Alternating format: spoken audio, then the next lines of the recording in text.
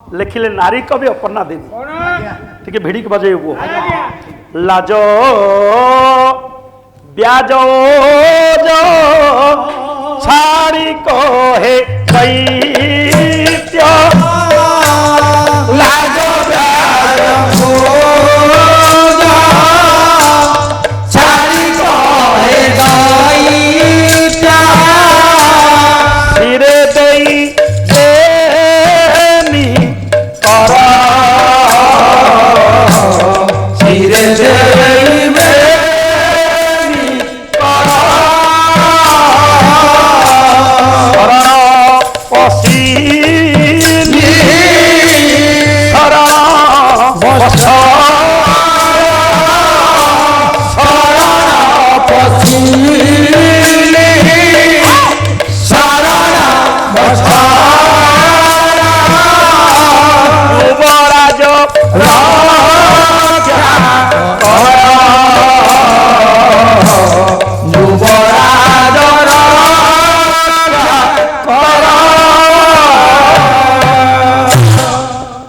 क्षमा भिक्षा करी राक्षस बिंदु